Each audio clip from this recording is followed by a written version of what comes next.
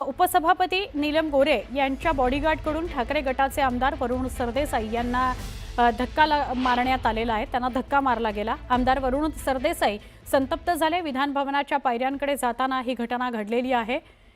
वरुण सरदेसाईंना धक्काबुक्की झालेली आहे। विधान भवन परिसरात सरदेसाईंना धक्काबुक्की झाली आणि नीलम गोरेंच्या सुरक्षा रक्षकाने त्यांना धक्का दिला असं त्यांचं म्हणणं आहे। सुरक्षा रक्षकाचा धक्का लागला। धक्का लागल्याचा प्रकार दुसऱ्यांदा घडलेला असं त्यांचं म्हणणं आहे। आमचे प्रतिनिधी उदय जाधव यांना विचारा, उदय काय घडलं नेमकं? विधान भवनामध्ये अधिवेशन काळामध्ये आपण इथे पाहतो की पोडियमवरती अनेक नेते असतील, आमदार असतील, ते प्रतिक्रिया देतात।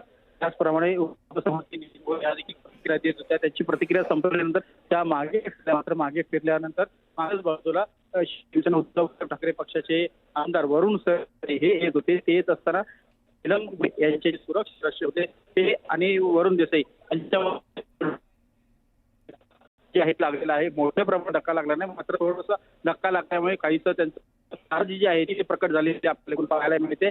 आमदार वरुण सरदेसाई यांनी या संदर्भात नाराजी व्यक्त केली आहे। असा प्रकार जो आहे तो दुसऱ्यांदा घडला असल्याचं त्यांनी सांगितलेलं आहे। नक्की ते बोलताना असं धन्यवाद उदय माहिती दिल्याबद्दल। न्यायालय फक्त दुसऱ्यांदा घडलं।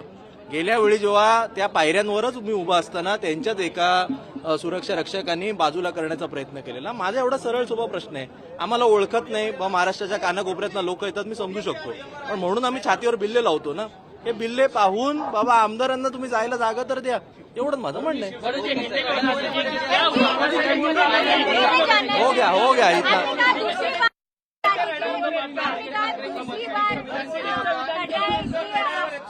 नहीं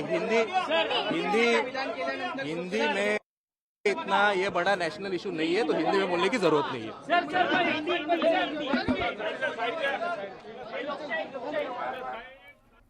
वरुण सरदेसाई यांना धक्काबुक्की झाली आणि सुरक्षा रक्षकांनी ही धक्काबुक्की केली, बाजूला त्यांना करण्याचा प्रयत्न केला। ठीक आहे, आम्हाला कोणी ओळखत नाही, आम्ही काय एवढे मोठे नाही, पण निदान आम्ही जे बिल्ले लावतो त्यावर तरी लिहिलेलं आहे नाव काय, आम्ही काय कोण आहोत ते, मग तेव्हा तरी धक्काबुक्की व्हायला नको असं त्यांचं म्हणणं होतं। अजून एक मोठी बातमी आहे। माजी पोलीस आयुक्त परमवीर सिंग यांना सीबीआयनं क्लीन चिट दिलेली आहे। परमवीर सिंग यांना क्लीन चिट। महाविकास आघाडी सरकारमध्ये परमवीर सिंग आणि इतर पोलीस अधिकारी यांच्यावर 5 गुन्हे दाखल करण्यात आले होते। कोपरी आणि बाजारपेठ पोलीस ठाण्यात परमवीर यांच्यावर 2 स्वतंत्र गुन्हे दाखल करण्यात आले होते। दरम्यान ही प्रकरणं पुढील तपासाकरता सीबीआयकडे वर्ग करण्यात आली होती, पण तक्रारीच्या अनुषंगाने तपासात तथ्य न आढळल्यानं सीबीआयनं न्यायालयात दोन्ही गुन्ह्यांसंदर्भात क्लोजर रिपोर्ट सादर केलेला आहे। परमवीर सिंग यांना क्लीन चिट मिळालेली आहे। आमचे प्रतिनिधी प्रशांत बाग यांच्याशी अधिक बोलूया। प्रशांत, काय अधिक सांगाल?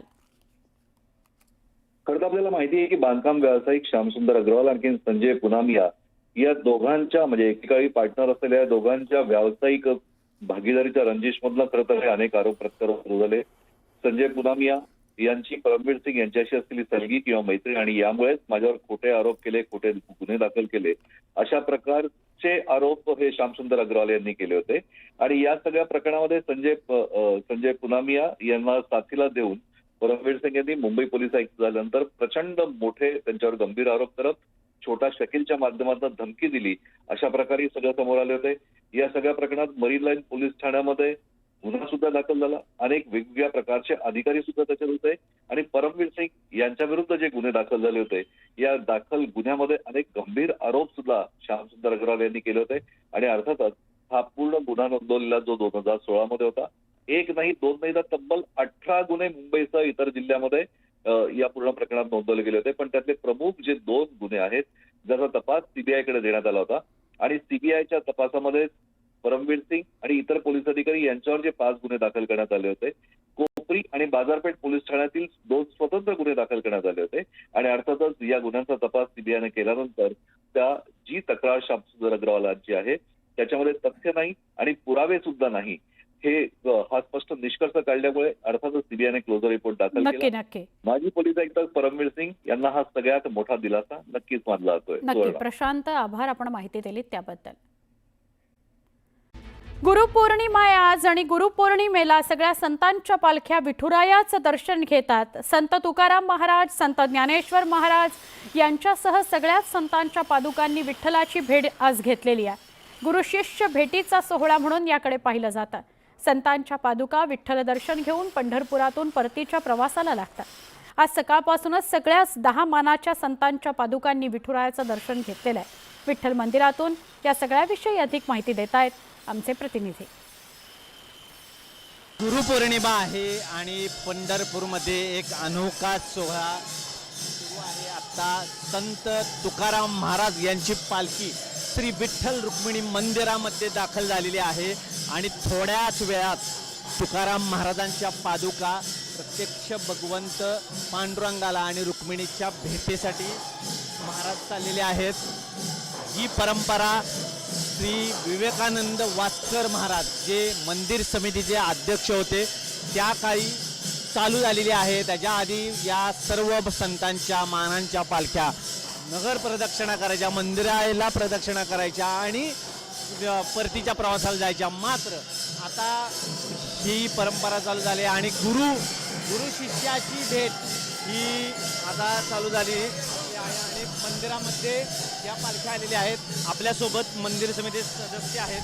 काय सांगाल, गुरु शिष्यांची भेट आहे आजच्या दिवसात? आता आषाढी पालखी सोहळा जो सुरू झालेला आहे, जो 17 दिवसाचा महोत्सव असतो त्याची आज खरी सांगता असते. म्हणजे गुरुपौर्णिमेला सगळे इथे संत देवाच्या भेटीला येतात. जे 15-17 दिवस सगळ्या पालख्या आपलं मार्गक्रमण करत असतात पंढरपूरला.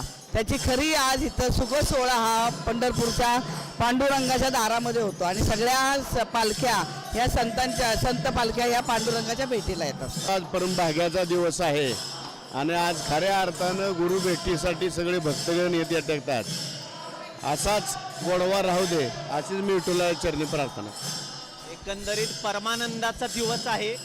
संत मानाच्या या पालख्या आहेत त्या पंढरपूरमधल्या मंदिरामध्ये आलेल्या आहेत आणि परमात्मा पांडुरंग आणि रुक्मिणी मातेची त्यांची भेट होतीये. हा सुवर्ण क्षण याची डोळा पाहायला मिळत आहे. व्हिडिओ जर्नलिस्ट अजित देशपांडे सोबत वीरेंद्र सिंह उत्पात, न्यूज 18 लोकमत, पंढरपूर.